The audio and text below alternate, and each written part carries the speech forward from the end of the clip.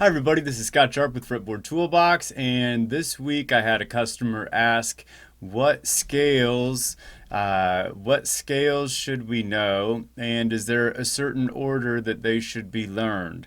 So they're working on the G scale, and in what order do we learn these scales? So let's take a look today, and I'll give you my 2 cents on it. We're going to use a complete Baritone Ukulele second edition book. And what I would say first is to start out with some of the most common major keys. And one way to see some of the most common major keys is if you take a look at something called a circle of fifths. And if it's crazy right now, don't worry about it, but just focus on the keys of C, G, D, A, E. Those are some of the most common keys, and an acronym to remember that is CAGED, C-A-G-E-D. So those are the 5 most common major keys that I would think about. And really, especially when you're starting out, focus on C, G, D, and then maybe some A, and then maybe some E. But within those keys that you're going to learn, you want to be able to see where's the major scale. So if we looked at the key of G, the way you can see, well, with those major keys, I would learn 2 scales. I would learn the major scale, which is Do, Re, Mi, Fa, Sol, La, Ti, and then I would learn the major pentatonic, which just skips the 4th and 7th note. So in my books, you can, in the white boxes, that's your major scale, G, A, B, C, D, E, F sharp. And the underlined notes are the major pentatonic, G, A, B, D, E. So it skips the 4th and it skips the 7th. And then you're going to want to be able to see those all over the fretboard. So to see G major, I could play from G to G like this.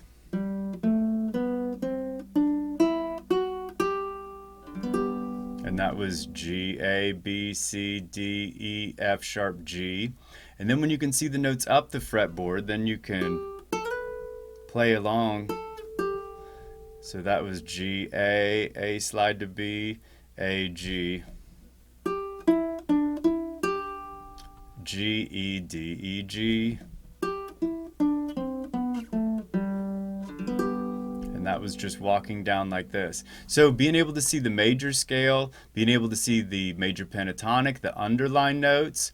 So here's a little run. I'm going to do G, A slide to B, D, E, and then G, like this. That was G, A, B, D, E, G. And then when I get to this G, I could play up here. So being able to just see all around where's all my safe notes in the key of G is really fun. And then we can see the same thing for the key of C. In the key of C, my notes in white boxes are the C major scale, and my underlined notes are the C major pentatonic. So then if I want to be able to solo around in the key of C, doesn't lay out as nicely on the baritone uke because your lowest C's are right here. So if I start on this C, that's C, D, E, F, G, A, B, C. And then when I'm up on this C, that's C, B, A, G, F, E, D, C. And then the underlined notes, that's C, D, E, G, A, C.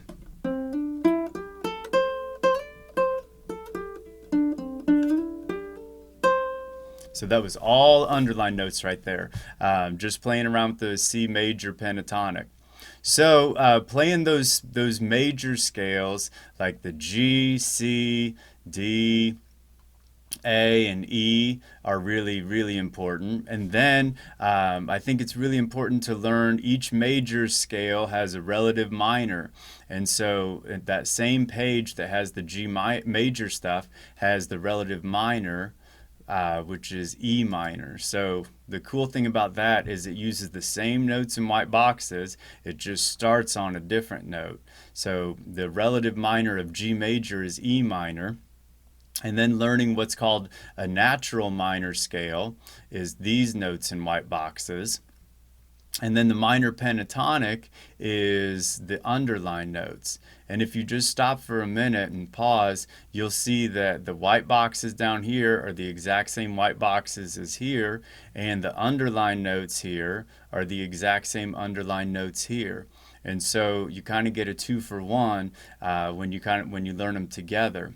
And it's also helpful to know that with the major and major pentatonic scales, these kind of chord progressions sound cool. And I'll show you how to play with some free jam tracks later.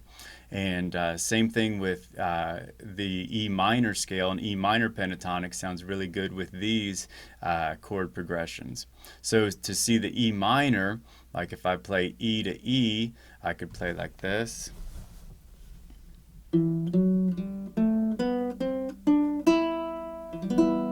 Isn't that so cool? It's the exact same notes in white boxes. It's just starting on a different note.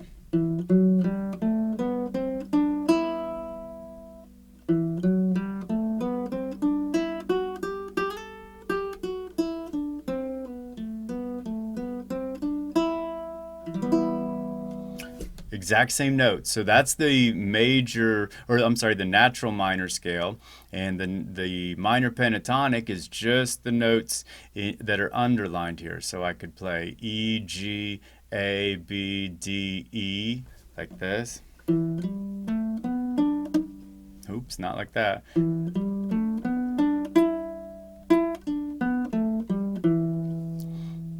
So that's E, G, A, B, D, E. So playing around with the natural minor and minor pentatonic scales are really fun too.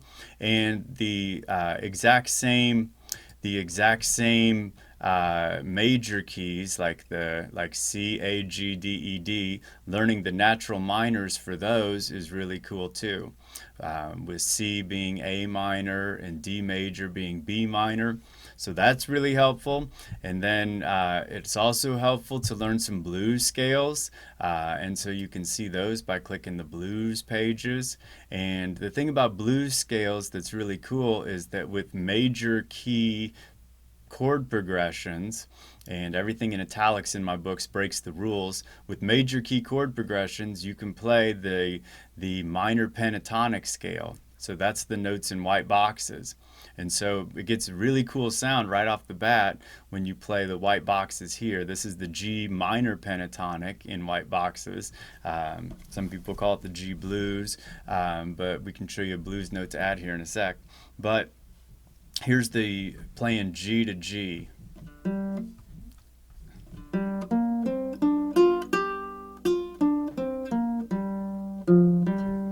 then I went F, G.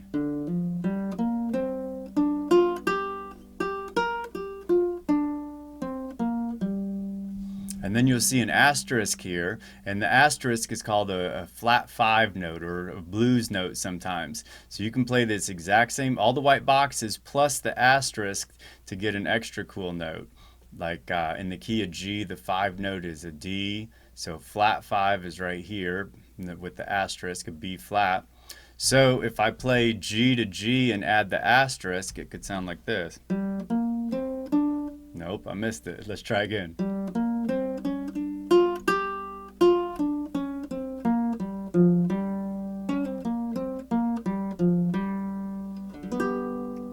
So learning some blues scales I think is really helpful too, and then playing along with some chord progressions, and then kind of hearing how the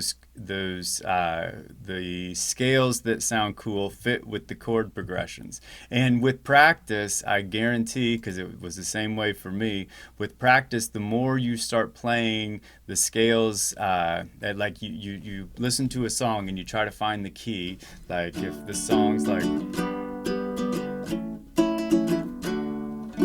okay, so this one comes back to this D note, so I'm going to try a D major scale with it, or D major pentatonic. So what I did for hours and hours and hours and hours is I put music on shuffle, and I would try to find like where do I think that root is? And maybe it's the 6th fret of the 2nd string.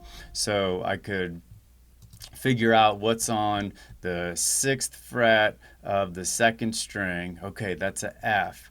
And then what I would do is I would go to the key of F and try an F major scale with it. So here's my F where I'm at.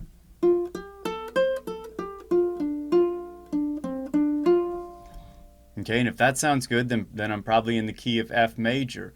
But if it's like if it sounds like darker and sadder, I might try the key of F minor, and so I could be on that same F note and treat this as the minor key, and then.